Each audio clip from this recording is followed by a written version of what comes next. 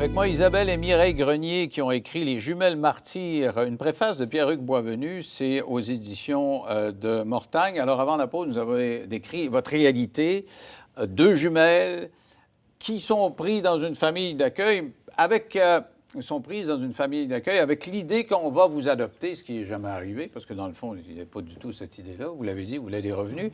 Et là, ben, il faut vous lancer à l'école. D'ailleurs, ils ont mis du temps. Hein? La première année, ils ont retardé. Ils disaient que vous n'étiez pas assez intelligente pour aller à l'école, en maternelle. Ils ne vous ont pas envoyé à maternelle. Les services sociaux disaient pourquoi? Ben, ils ne sont pas capables. Finalement, vous êtes allé en première année. Et là, c'est un changement dans votre monde. Là. Comment ça se passe, l'arrivée à l'école? L'arrivée à l'école, moi, je me sentais très agressive. C'était pour moi un bouleversement. Ça a été du jour au lendemain un paquet d'enfants qui pouvaient agresser ma sœur. Parce que moi, j'ai toujours été celle qui a protégé ma sœur, parce que ma sœur a été beaucoup plus frappée que moi.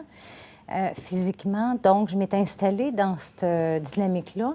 Et là, c'était pas juste mes frères puis ma mère qui pouvaient la frapper, c'était beaucoup trop de monde pour moi. Fait que je suis devenue plus agressive. Et la première journée d'école, moi, j'ai littéralement cassé la gueule à un garçon. Mm-hmm. Littéralement, parce que, selon moi, il méritait. Puis je n'ai eu aucun sentiment de remords.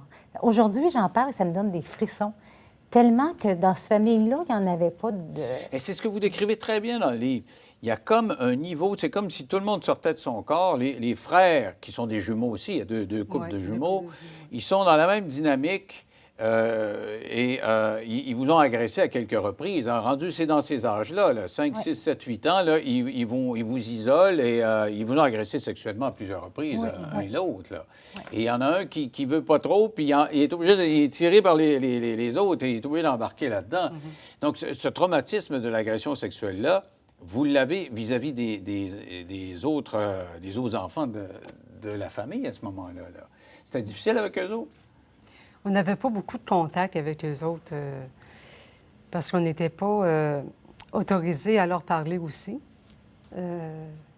Puis elle les interdisait de nous parler aussi. Ça fait que quand on arrivait, nous autres, de l'école, bien souvent, on pouvait pas leur parler. Puis on ne voulait pas parce qu'on avait peur d'eux autres aussi. Vous aviez peur, oui. Oui. Et ils étaient peurants de la façon dont vous en parlez. Sauf qu'il est arrivé à plusieurs reprises qu'ils réussissent à vous isoler puis à vous agresser sexuellement. Absolument. Moi, je sais que quand je revenais de l'école, je voulais rester à l'école. Je voulais pas aller à la maison.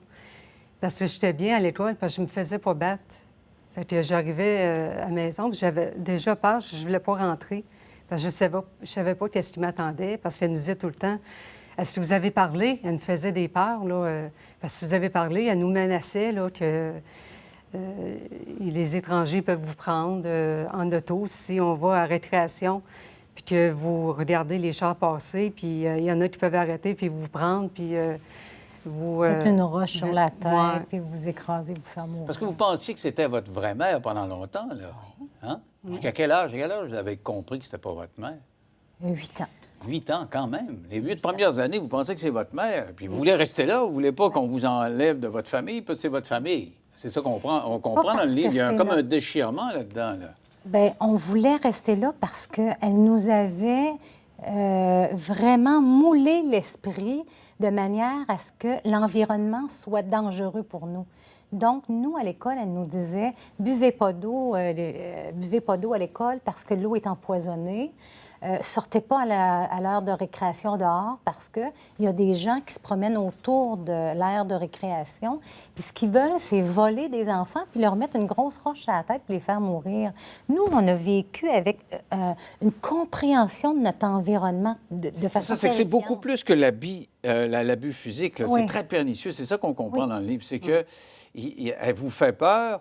Et c'est cette peur-là qui est une cruauté absolue. Là. Je veux dire, vous avez peur de tout, là, finalement. Vous êtes des enfants effarouchés. Là. Oui. Mais son sadisme est quand même aussi très physique. Moi, ce qui m'a donné le plus froid dans le dos, puis on ne va pas trop dans le détail des agressions parce que, bon, c'est très difficile, mais il y a une agression qui je me disais, ça relève, je ne sais pas quel psycho-machin, il y a quelque chose qui ne marche pas. Elle vous perçait les tympans à répétition. Parce que ça vous faisait mal. Elle vous nettoyait les oreilles puis elle vous défonçait le tympan. Et là, tantôt, quand ça a été le temps de décider qui allait s'asseoir ici, à mon plateau, me dit bon, ben moi, j'entends pas de telle oreille. Puis vous êtes resté sourde d'une oreille, une et l'autre? Oui, moi, c'est mon nerf auditif qui est atteint. Je pense que c'est à cause du coup que j'ai reçu. J'ai paralysé d'un côté, puis ça a atteint le nerf auditif, mais c'est aussi des pinces à cheveux qu'elle allongeait puis qu'elle nous défonçait le tympan avec ça. Volontairement. Volontairement. À vous aussi, les deux. Ça saignait. C'était un rituel. Ce qu'elle disait, c'est qu'on ne comprenait pas ce qu'elle disait. Parce qu'on ne comprenait pas ce qu'elle nous disait, c'est qu'on n'entendait pas bien. Donc, si on n'entendait pas bien, elle nous nettoyait les oreilles.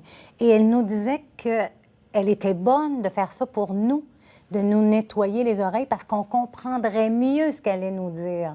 Mais la façon dont elle nous nettoyait les oreilles était de prendre une pince à cheveux et de nous perforer régulièrement le tympan droit. Toujours le droit. Pourquoi? Ouais. Donc, elle se disait, si elles n'entendent plus, elles entendront toujours de l'autre côté, ça ne paraîtra pas.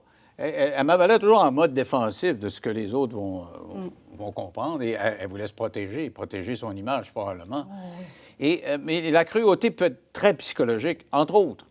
Vous êtes des années à ne pas savoir c'est quoi Noël. Vous n'avez aucune idée c'est quoi la fête de Noël. Vous allez à l'école et c'est là que vous comprenez c'est quoi Noël et elle vous fait un cadeau.